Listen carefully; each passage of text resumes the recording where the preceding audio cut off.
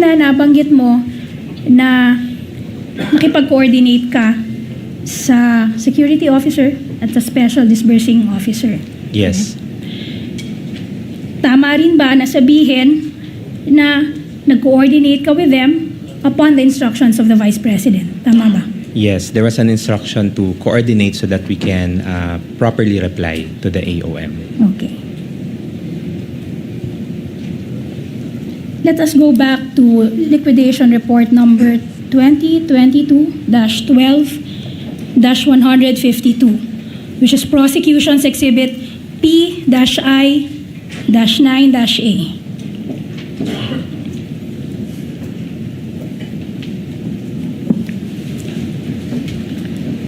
And you will confirm that based on this document, ang buong 125 million na confidential funds ay lubusang naubos pagsapit ng December 31, 2022. Tama ba?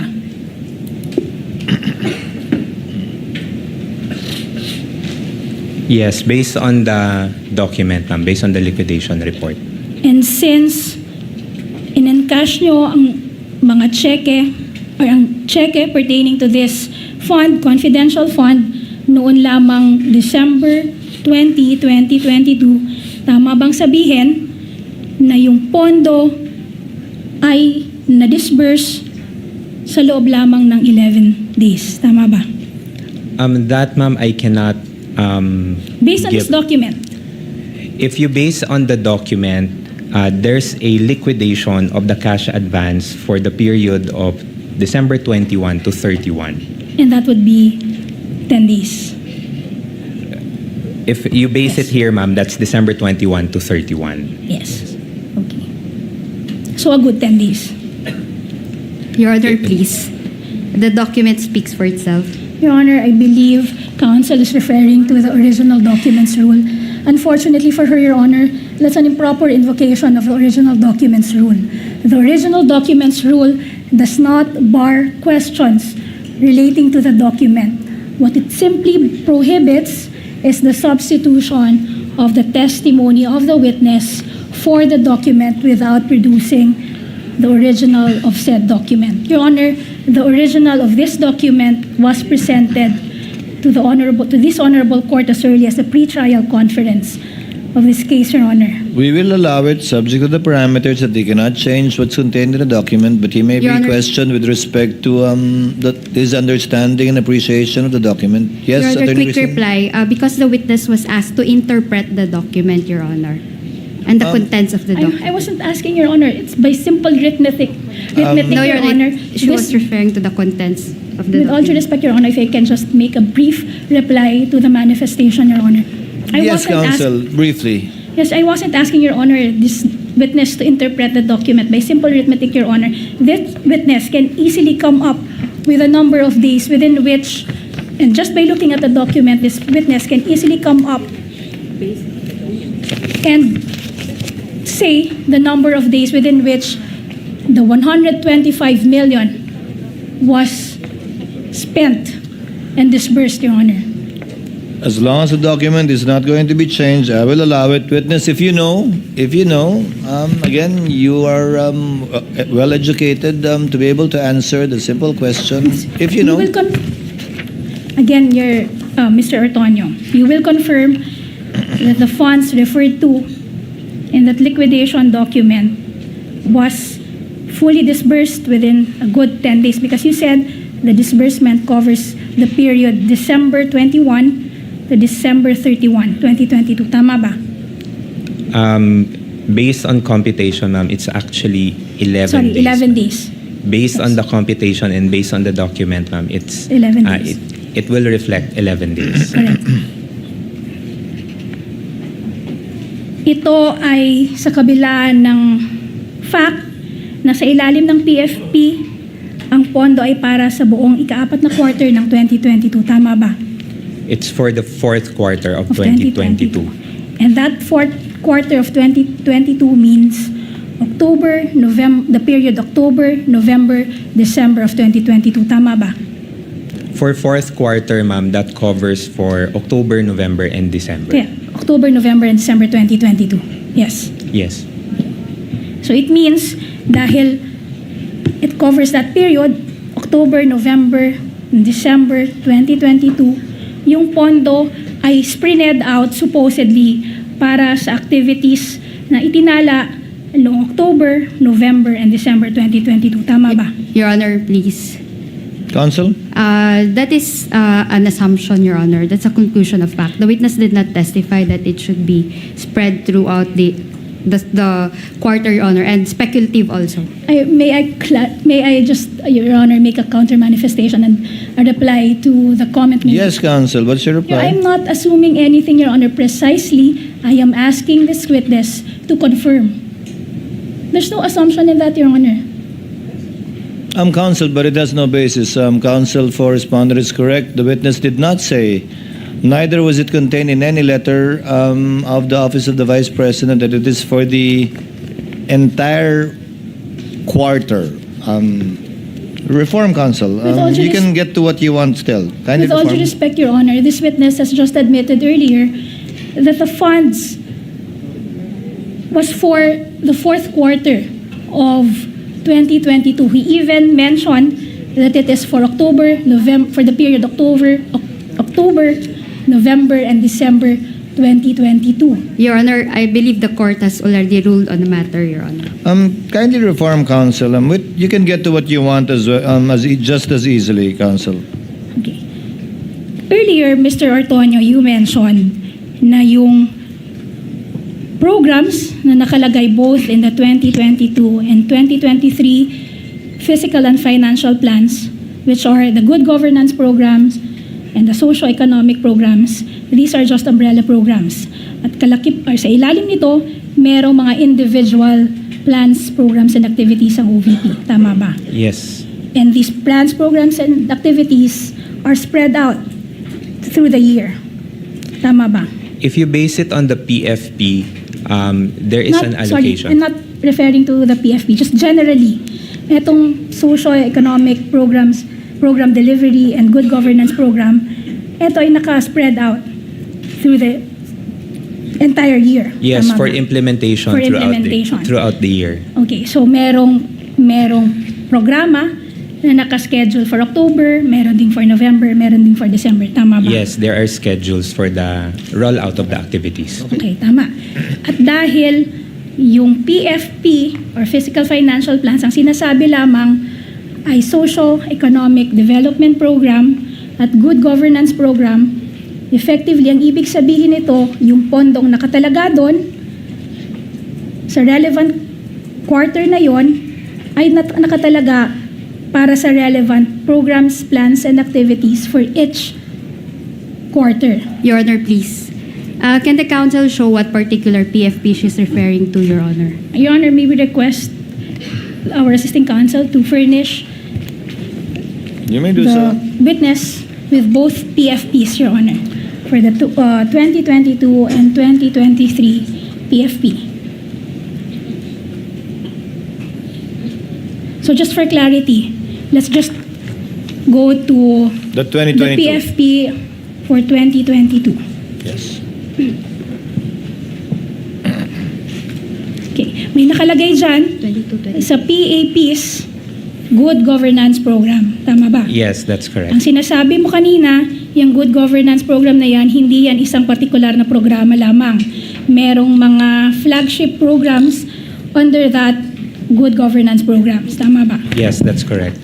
And for every month, for the remaining quarter of 2022, meaning October, November, and December, meron diyang mga nakatalang activities, plans, and programs falling under the Good Governance Programs. Tama ba? Yes, under the good governance Yes, program. under the Good Governance Programs. At nakalagay din dyan na yung halagang 125 million ay para sa quarter 4 of 2022, meaning that is the period October, November, and December 2022. Tama ba? This for the subject na confidential funds. Yes, for the confidential funds. Yes. Tama rin bang sabihin na for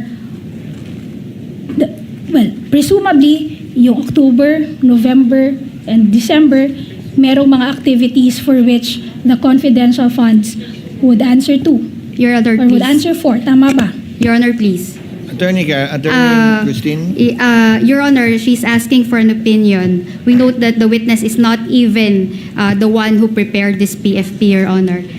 And counsel also stated, presumably, Your Honor. So that's asking for an opinion. Wait, if I may just... With the indulgence of counsels, so that we can get somewhere before we break for lunch. Mr. Ortonio, yung PAP po ninyo at yung request nyo sa confidential funds sa huling quarter ng 2022, ang plano nyo sana para sa buong huling quarter ng 2022. Your Honor, if you will base, number one po, because I did not participate in the preparation of the PFP. So in terms of the details of the implementation for the confidential funds, I may not be able to properly Hindi pa po answer. natin pinag-uusapan ng implementasyon. Pinag-uusapan po natin nung nag-submit kayo ng plano para manghingi ng confidential fund at ikaw yung pumirma nun para sa last quarter. Kaya lang, as we all know, late na na-release yung pera, hindi ba? Yes, based on the PFPs, Your Honor, it's as indicated here, it's for October to December. Yes, para sa last quarter nga ng 2022. 22. Kailan na-release yung pera? Kailan mo winidraw? December 21? The SARO was released December 30 and then the withdrawal was made December 20. December 20. Yes. Tapos in-implement nyo hanggang December 31. Based on the documents, Your Honor, the activities were implemented until December 21. 31. 31, sorry, until December 31. Now, I'll go a step further, Counsel. Ba't ba kailangan madaliin yan? Hindi ba ang budget good for two years? As you very well know, given your position in the Office of the Vice President, the budget, the GAA, is good for 2 years anyway. So why was there a need to implement it within the year? Because, Your Honor, the request was made for the specific year, which is 2022. At dahil nga yung plano nyo is for the last quarter of 2022. Yes, Your Honor. Your witness, Counsel? Okay, just follow through, Your Honor, Of with the course, question made by the presiding officer. So just to clarify, dahil nakasaad dyan na yung confidential funds of 125 million for 2022 is for the last quarter, meaning for October, November, and December. Nakalaan yan para sa activities under the good governance programs ng OVP for October, November, and December. Tama ba? Yes, based on the Based on PFP. the document. Okay.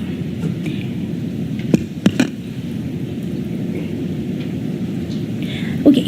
At bilang supervising authority over the financial services ng OVP, alam din ninyo na ang notice of cash allocation na hindi nagamit pagsapit ng katapusan ng taon ay naglalapse. Tama ba? Yes. Ibig sabihin nito, ang anumang pondo na hindi nagamit at hindi nagastos or ang anumang balanse ng cash advance sa katapusan ng taon ay dapat isauli sa Treasury. Tama ba? That's correct.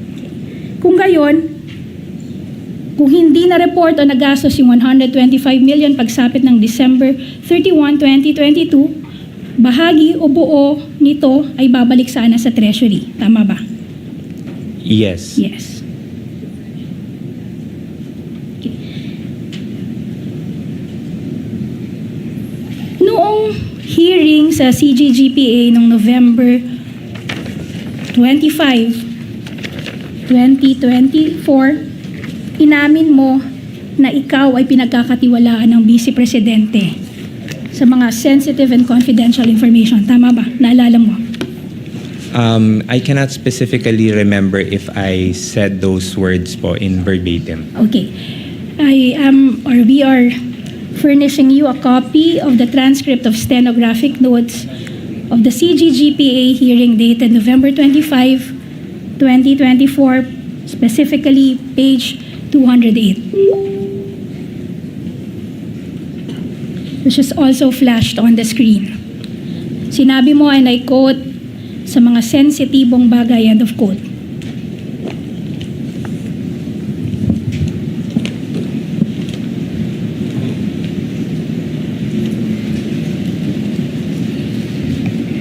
What's your question, Counsel? Okay. Do you confirm that, Mr. Ortonio? I think the context for this, ma'am, is because the previous Sorry. question was... Excuse me, Mr. Ortonio, I need to cut you because... Witness is answering. That's why I was But my asking, question what is was not your responsive. question? Because I also did not get the question. Kindly repeat your question, Yes, Your Honor. counsel. I was Attorney May. asking I was asking the witness whether or not he admitted during that hearing that the Vice President would entrust to him or would share with him mga sensitibong bagay.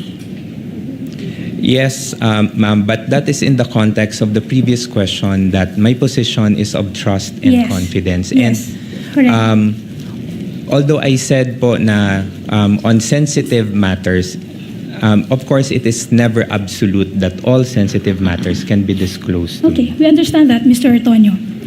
Okay, nung between December 20 and December 31, meron ba kayong narinig na threat of cataclysmic proportion? Ibig sabihin, meron ba kayong narinig na banta na masyadong mapaminsala na kailangan supuin sa loob lamang ng 11 days? Noong December 20 to December 31, 2022. Your Honor, please. Counsel? Question is vague, Your Honor, and no basis also. How can that be vague, Your Honor? I presume it's threat against the Vice President. May alam po ba kayo na anong salita ulit yung ginamit mga attorney? May Threat of mapaminsala? cataclysmic proportion or banta na masyadong mapaminsala. bantang mapaminsala, kakaibang banta laban kay sa ikalawang Pangulo nung mga panahong yon na malapit sa petsang December 21 to 31. If you know of any. Your Honor, I personally don't know of any information. Okay. By the way, just again to backtrack a bit, Mr. Ortonio, when you requested confidential funds in 2022, kung alam ninyo, yung OVP po ba, meron ng mga natukoy na banta laban sa Vice President nung panahong yon? Ma'am, I cannot personally answer. Maybe that's a question that can be answered by the security group. But as far as you're concerned, are you aware of any identified threats against the Vice President Your or the Honor. office during that time? If he knows, Counsel, Attorney Christine, if he knows, if he does not, he may answer accordingly. I personally do not know of Personally, any. do not know.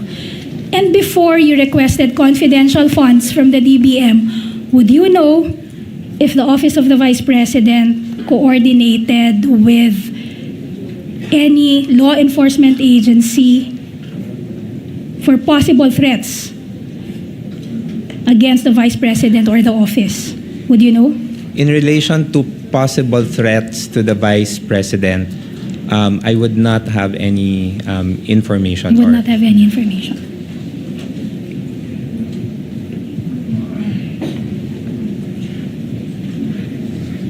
Ibig sabihin mo ba, itong mga threats na to, hindi to kasama sa mga supervise mo na internal affairs or mga programa ng internal affairs ng Office of the Vice President. Dahil sinabi mo, ikaw nagsusupervise ng dalawang opisina who in turn or that in turn oversees or monitors matters relating to the OVP. Your Honor, please. Attorney Christine? Ask and answered and complex, Your Honor, and also argumentative. It's a bit compound, Counsel. Reform a bit, Counsel. The question is long as well. The witness might not be able to respond adequately. Break it up a bit, Counsel. So, Mr. Ortonio, you mentioned earlier that you are not aware of any coordination efforts with law enforcement agency at the time that you requested funds from the DBM. Tama ba? Yes, Your ma'am. Honor, please. The question is misleading. The witness said no information as to the supposed threats against the Vice President. Witness has already answered, Counsel. Proceed, Attorney May. Okay. Thank you, Your Honor. So, nasabi mo wala kang alam na coordination efforts. Ang sinasabi mo pa, itong mga coordination efforts na to, hindi to sakop ng overseeing and supervising functions mo as Assistant Secretary and Assistant Chief of Staff of the OVP. In relation to security matters, ma'am, no, that is not part of my duties as the Assistant Chief of Staff. Okay, thank you. Now, pumunta na tayo sa accomplishment reports na sinabi mo kanina ay nakita mo. In connection with your preparation of the responses to the audit observation memorandum. Tama ba? Yes. You mentioned that.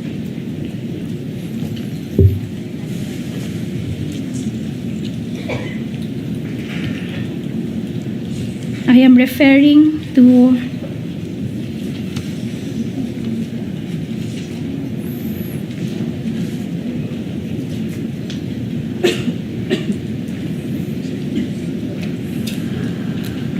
Prosecution's Exhibits P-I-7-A-1 to P-I-7-D. These are the accomplishment reports that you admitted seeing. Yes, I was able to see them po. Okay. Let's first go to the first three accomplishment reports, which are P-I-7-A-1 to P-I-7-C.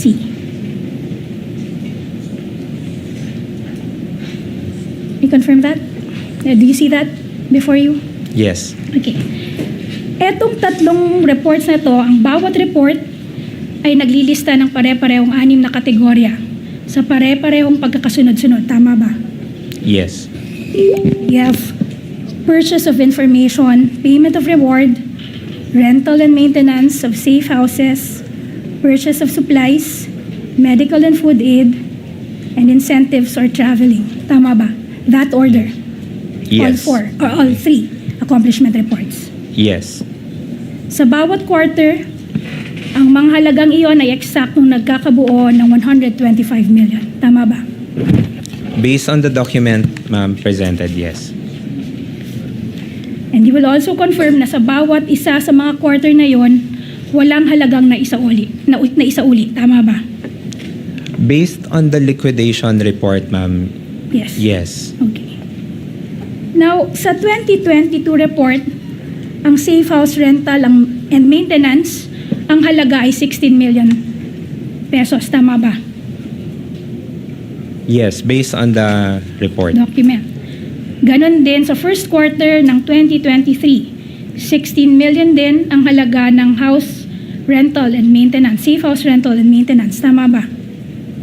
Yes, based on the document, ma'am. At ganon din sa second quarter ng 2023. 16 million para sa safe house rental and maintenance. Eksaktong 16 million pesos. Yes, ma'am. And you will also confirm, as you've already confirmed earlier, na ang 2022 report, ang saklaw na period nito ay 11 days. Tama ba? From December 21 to 31.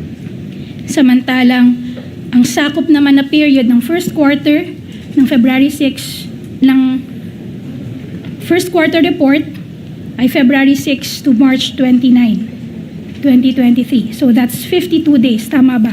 Based on the document, ma'am. Okay. And the second quarter naman, ang saklaw na period nito ay April 25 to June 30 or 67 days. Tama ba? Yes, based on the document. Okay. Gayun pa man, magkakapareho ang alaga ng safe house rental at maintenance sa tatlong reports na yan. Tama ba? Yes, on the report. based on the report. Okay. So in short, 16 million pesos para sa safe house, para sa 11 araw, para sa 52 days, at para sa 67 days. Pare-parehong 16 million ang halaga. Based on the document, ma'am. Yes. The same is true, Mr. ORTONIO, for incentives and traveling. Yung line item na yan na makikita sa accomplishment report. Tama ba? It's the same 10 million pesos for all those 3 quarters. Yes, based on the document, ma'am. And you will also confirm that based on that document, based on those documents, for the 2022 report, it covers or it claimed to have covered 132 areas in 11 days. Tama ba? Sorry again, ma'am, for 20. 2022, the first report. May Yes, nakalagay ma'am. na area. It's 132 132 areas for 11 days. Sa first quarter naman of 2023, it claims 127 areas in 52 days. Yes, based on the report, ma'am. And for the second quarter, it's 111 areas in 67 days. Tama ba? Yes, based on the report, ma'am. Based on the report. And for the third quarter, it's 122 areas in 79 days, correct?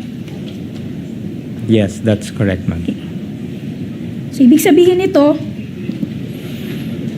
yung shortest period pa, ang pinakamaikling panahon, ang nagbunga ng pinakamaraming lugar, which is 132 days. Tama ba?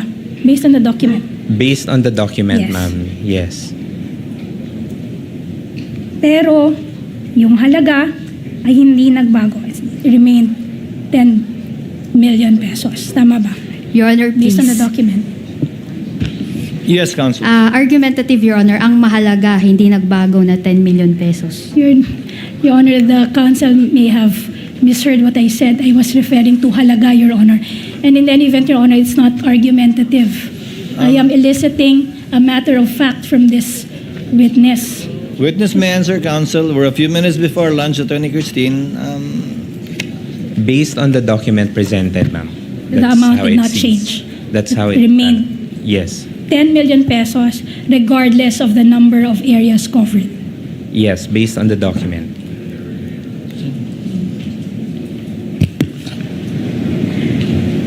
You will also confirm from those documents that for the first three reports, meaning the 2022 report and the reports for the first two quarters of 2023, may line item or provision for medical and food aid. Correct? Yes. Nagkakahalaga ng 40 million, 42 million, and 40 million respectively. Tama ba? Yes.